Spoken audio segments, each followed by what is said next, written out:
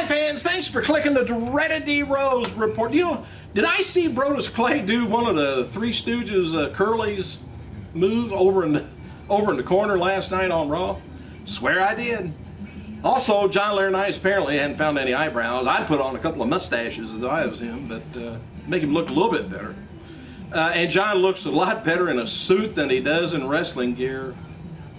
Hey, we heard from Ricardo Rodriguez, by the way. He indicated that poor old Alberto Del Rio won't be returning in time for the 30-man Royal Rumble match next Sunday. Rodriguez wrote on Twitter, said, if Mr. Del Rio wasn't hurt, he could easily win the Royal Rumble again this year. He did win the biggest Royal Rumble match ever, after all. The Rock is being advertised for the March 12th WWE Raw Super Show, Cleveland, Ohio. It's also known that The Rock's going to be appearing at the final Raw right before WrestleMania 28, also from Atlanta.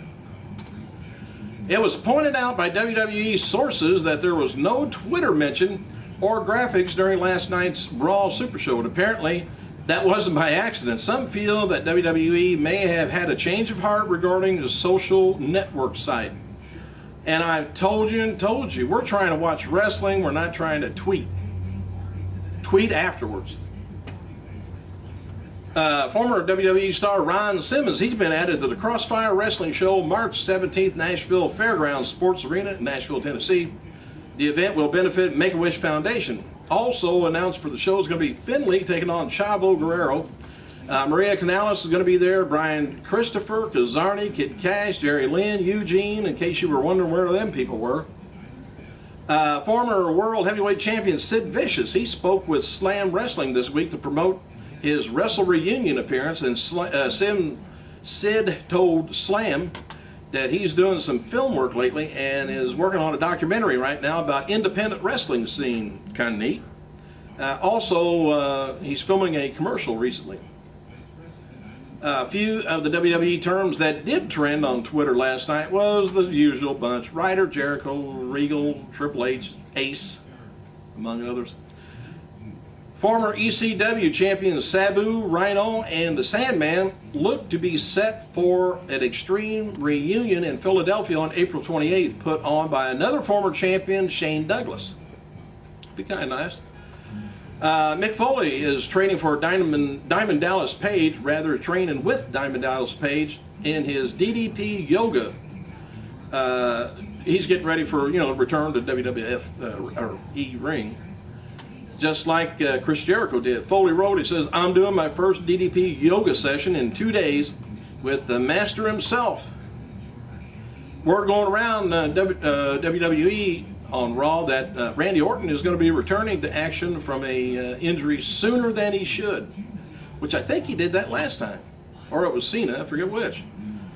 And WWE, while WWE is hoping for Rey Mysterio to be back in time for WrestleMania 28, there's talk that they're going to be keeping him off of Raw and SmackDown until after the big pay-per-view. Don't want him to get hurt again. And independent women's wrestler Buggy Nova.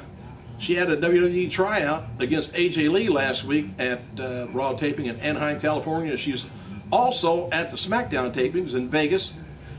And to let you know what happened with Raw when it went off the air, John Laurinaitis grabbed the microphone, declared a championship match between Punk and Ziggler, and Punk wins. Decent match, the crowd said. Ziggler can sell the GTS while Punk celebrates. Kane comes out. Cena attacks Kane from behind. Punk leaves Cena and Kane brawl into the ring. Kane gives Cena the choke slam and started to walk out, then returns. Cena gives him a double A. Show is over for Phoenix. Other notes that was on about the show that night. Punk and Cena got good reactions. Ziggler, Vicky, and Mr. All Japan got a lot of heat, but the crowd couldn't get to the slower matches. It was pretty dead for Kane and Ryder, by the way, until the finish. Nice to have Punk open and close the show, it said. As noted yesterday, independent wrestler Lizzie Valentine recently filmed a commercial with WWE superstar Sheamus. Buggy Nova also appeared in the commercial. They don't say what the commercials are. Matt Hardy, he's going to be wrestling Sudden Impact Lewis Moore at AIWF Mid-Atlantic Chair City Clash 2 on March 3rd, Thomasville, North Carolina. That's probably where they make all the furniture at. In a storyline update, WWE website says Zack Ryder remains hospitalized after suffering a broken back at the hands of Kane last night on Raw. WWE says they do not know how long Ryder will be out of action. And on a related note, there's been some talk about Eve turning heel. Might be a good time for her to do that, but a broken back, I don't know if they really want to say, they're going to have to change that some way, because, man, it takes a hell of a long time for anybody to recover from a broken back, if they ever do. That's kind of an extreme measure they put on Mr. Ice-T. All right, Psycho Sid Vicious taking on Matt Hardy has been announced for the Pro Wrestling Syndicate Supercard 2012 on Friday, March 19th, Rahway, New Jersey. Tonight's WWE taping of SmackDown is going to be taking place from the Tucson Arena, Tucson, Arizona. Randy Orton is confirmed to make his SmackDown return tonight, and confirmed Wade Barrett. Also on tap for tonight's is going to be Big Show addressing his role in AJ Lee's storyline injury from a few weeks back. WWE is also going to be taping number 47 at NXT Redemption tonight. Happy birthday to 7 times Ring of Honor champion Jay Briscoe, 28 years old, 2-time IWGP champion. Arika Meta, 53. Japanese names just, wears me out. And much as it pains to write this, it says former WCW World Champion Vince Russo. If you remember that little incident, 51 years old. Also today would have been the birthday of 2-time ECW World Heavyweight Champion Mike Awesome, would have been 47. And famed manager Gary Hart would have been 70 years old. And a little background information here. The wrestling legend lost on this date first in 1981. World champion Orville Brown died of age 72.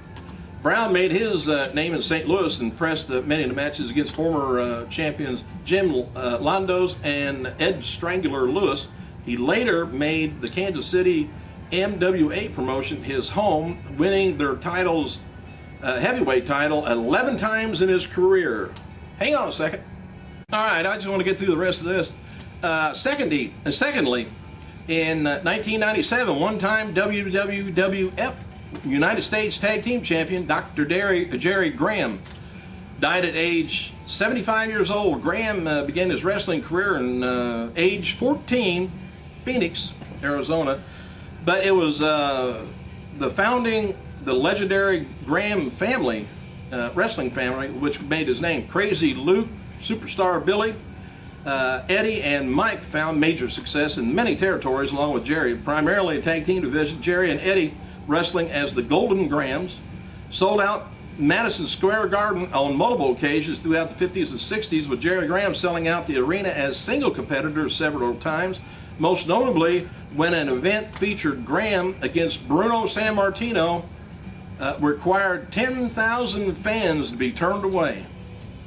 Oh, they don't do that no more.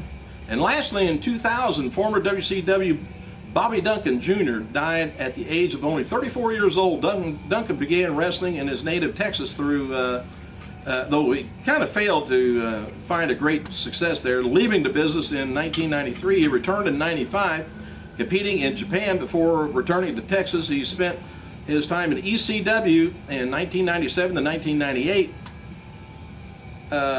Though again, kind of failed to, find success there. He finally found success upon rejoining WCW in 1998, defeating Chris Jericho in his debut match. Though he failed to win Jericho's television title, he won by countout.